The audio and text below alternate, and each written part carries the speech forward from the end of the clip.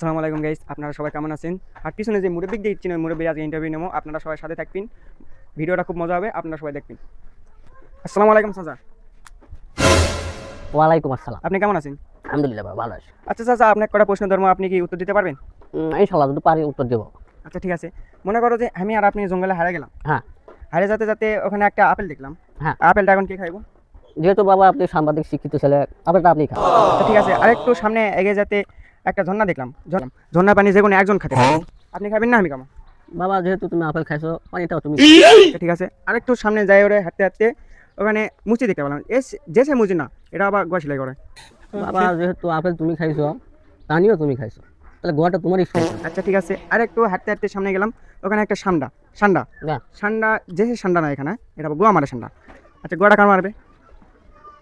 যেহেতু গোয়া তোমার সেলাই করো, তাহলে গোয়া ওই